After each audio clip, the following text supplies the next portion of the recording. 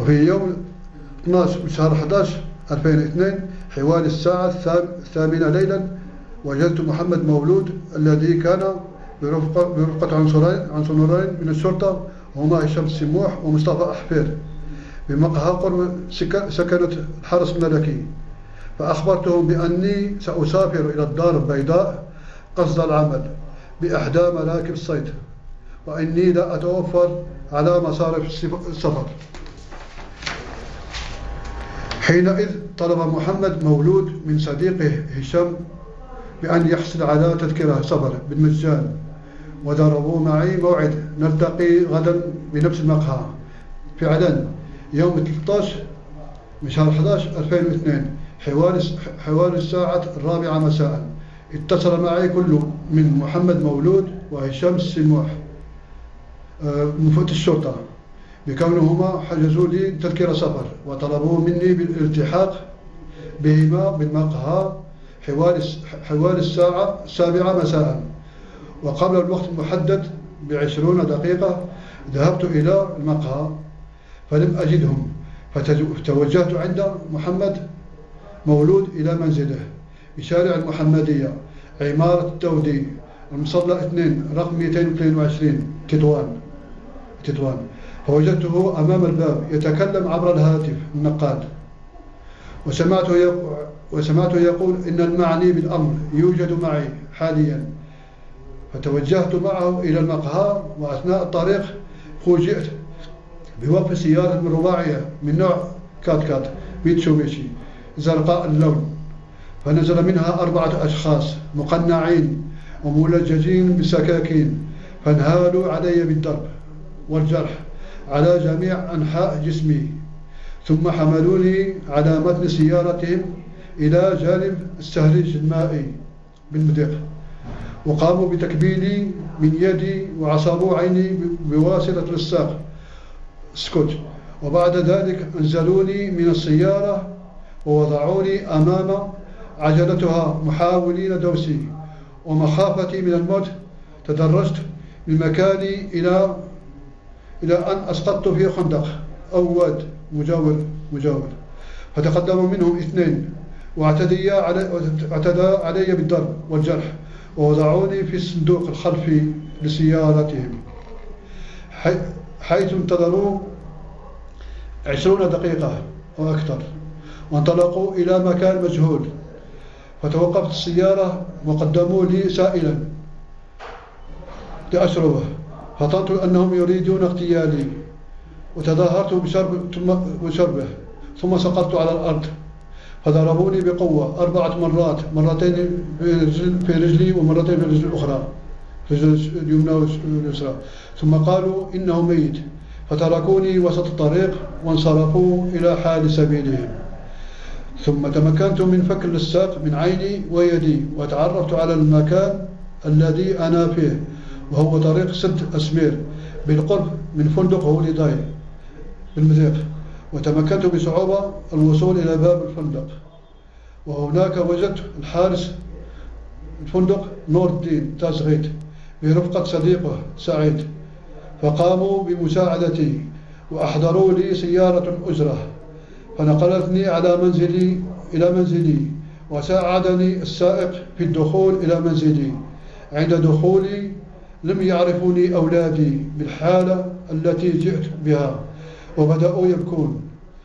ثم أخبرت عبر الهاتف بعض الأصدقاء ليقفوا معي ويعاونوني، وهم الأستاذ المحترم الحبيب محمد حاجي، والأستاذ المحترم محمد الطاغي، والأستاذ المحترم أنس التدلي.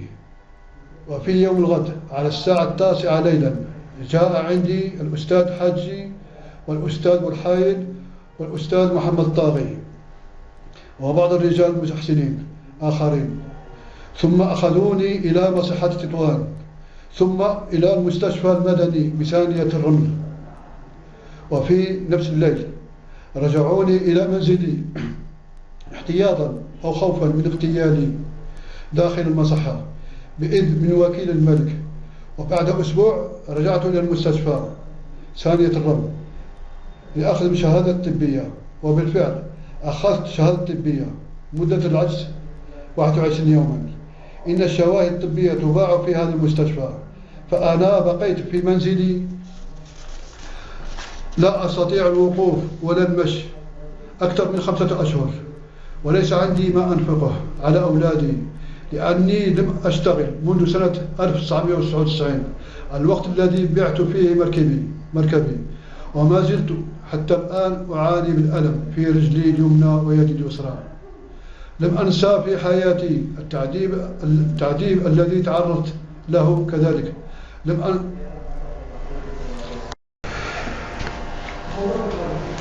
وما زلت حتى الآن أعاني بالألم في رجلي اليمنى ويدي اليسرى. لم أنسى في حياتي التعذيب الذي تعرضت له، كذلك لم أنسى الخير والإحسان والمعاملة لجميع الإخوان والأخوات الأعضاء والمنخرطين في جمعية الدفاع عن حقوق الإنسان، دكاترة وأساتذة ومعلمين ومهنيين، وعلى رأسهم الأستاذ الحبيب حجي والأستاذ محمد طاغي والأستاذ مرحايل والأستاذ أنس التادلي مدير ورئيس جريدة أخبار الأسبوع. كذلك أشكر جميع الصحفيين المغاربة والأجانب الذين قاموا بنشر قضيتي في جرائدهم. وفي يوم 31 من مارس سنة 2003 تقدمت برفقة دفاعي الأستاذ الحبيب محمد حاجي عند وكيل الملك بابتدائية تطوان، ثم سلمني إلى الدرك الملكي بتطوان للبحث معي في قضيتي. دام البحث معي 8 أيام، وكان البحث مزور لأنهم لم يكتبوا ما قلت لهم، ولم يريدوا الاستماع أو القبض مني الأشرطة الصوتية، وكانوا يهددوني بالضرب ويطلبوا مني أن أتراجع عن الدفاع عن حقوقي. وكذلك قالوا لجميع الشهود أن ينكروا كل شيء وإلا سيذهبوا إلى السجن.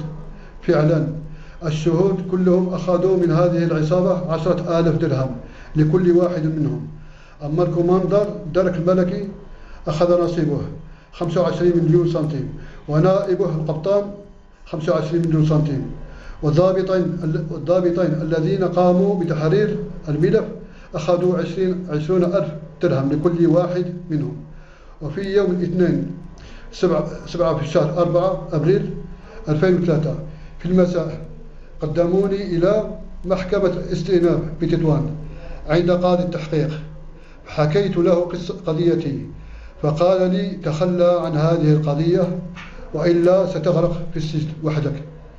ثم طلق سراحي بعد منتصف الليل مقابل 30 مليون سنتيم لقاضي التحقيق، و30 مليون للمجرم الكبير وشريك المهربين الدوليين والإرهابيين الوكيل العام محمد بن عزوز. في يوم الغد 8 من شهر 4 2003 على الساعة 10 ليلا ذهبت مع صديقي على متن سيارة إلى مطعم ماندي، فوجدتهم جالسين يأكلون ويضحكون مع بعضهم، الكل من وكيل العام بن عزوز وكوماندار درك الملكي نور الدين تاج، ووالي أمن تطوان محمد السكوري، ونائبه عبد الصادق مسالم، والإخوان الإسبان بيدرو وأفيلينو ومحمد عادل رئيس جمارك السابق بالمضيق. وبعد أسبوع كذلك وجدتهم جالسين مع بعضهم في مطعم ميريديانا. إن مطعم ماندي وميريديانا يوجدون بالطريق المرابط بين تطوان والمضيق. وفي يوم 3 من شهر 6 2003 جئت إلى منزلي على الساعة 1 مساء، فوجئت بوجود أولادي وجميع أثاث منزلي في الشارع، وضابطين من الشرطة ورجل وامرأة موظفين بالمحكمة. ثم أخذوني إلى محكمة الاستئناف بتطوان عند الوكيل العام بن عزوز، فقلت له لماذا أخرجتهم أي أولادي وأثاث منزلي من داري؟ فأجابني قائلا إن صاحب الجلالة يوصينا على الناس مثلك الذين يتهمون الرجال الذين يدخلون العملة الصعبة إلى المغرب. وبعد نصف ساعة من المحادثة طلب مني بن عزوز أن أتراجع على أقوالي ولا أتكلم في هذه القضية، فرفضت. ثم أرسلني بوحدي إلى السجن المحلي بتطوان، وعند دخول السجن ضربت عن الطعام مدة 33 يوما، أشرب الماء والسكر، ولم أدخل إلى المرحاض مدة 40 يوما. كل هذا بدون فائدة. وعندما بدأت الصحافة المغربية والدولية تكتب في جرائدها مقالاتي، بدأوا يضغطون عني داخل السجن، كل من المدير جمال ونائبه الصهيوني عبد الحق ومحمود وعثمان. وفي الأسبوع الأول من شهر السابع من سنة 2004، أي بعد سنة و3 أيام من اعتقالي، ألقي القبض على محمد عادل، متفقين معه بأن لا يذكر أي شخص مدني أو عسكري، وأن ينكر كل الاتهامات الموجودة موجهة إليه وإلى جميع أفراد العصابة المدنيين والعسكريين للتغطية على الحقيقة. يوم الجمعة 5 شهر 11 2004 حكمت المحكمة الابتدائية ب6 سنوات نافذة على محمد العربي الشويخ، لأنه اشتغل بالقوة والتهديد بشحن المخدرات والأسلحة، ورفض نقل اليورانيوم والزئبق الأحمر من سبتة إلى تطوان. زالت التي تسلم إلى شخص ليبي موظف بالسفارة الليبية بالرباط، والمقيم بفندق الشمس قرب مطار تطوان. كما حكم على المتهم الثاني رئيس الجمارك البحرية محمد عادل بن عزوز ب8 سنوات نافذة، وعلى الإسباني أبيلينو سان خوان إسكارسينا 10 سنوات غيابيا. وأخوه بيدرو سان خوان لم يذكر اسمه لا عند الدرك الملكي ولا في المحاكمة. وعلى أخيه إدواردو بالبراءة، لأنه لم يكن حاضرا في وقت شحن المخدرات في شاطئ كابو نيغرو. وبالليل، والحقيقة بالليل لا يكون حاضرا لأنه قليل النظر، يبقى حارسا على المخدرات والأسلحة في مخابئ تحت الأرض في ضيعتهم بحي الرميلات بمارتيل إقليم تطوان. كذلك حكمت المحكمة على محمد مولود بالبراءة، لأنه يعمل لصالح الشرطة أي سكان، والذي قام بعملية فخمة لصالح العصابة الإرهابية لتهيئ اختطاف للعربي الشويخ ولتصفية حسابه وحساب هذا الملف. في يوم الجمعة 12 شهر 4 2011 على الساعة 10:30 صباحا داخل السجن المحلي بتطوان، جاء عندي 5 رجال من الفرقة الوطنية للتحقيق معي في قضيتي. 2 منهم جاءوا من الرباط، وثلاثة منهم من تطوان، ودام التحقيق أكثر من 2 ساعات، ثم طلبوا مني التوقيع على 42 صفحة. وقعت على الكل. أخيرا هددوني ويقولون لي أنت هو محمد البرادعي.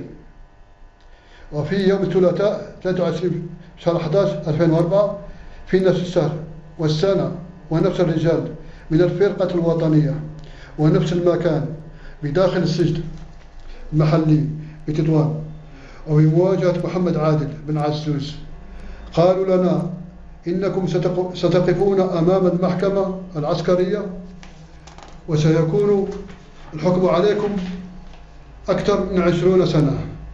ثم قالوا لي إذا كنت تريد أن تخرج من السجن والذهاب عند أولادك إلى منزلك فيجب عليك أن تتخلى عن محاميك الحبيب حاجي، وأن تغير مقالك الحقيقي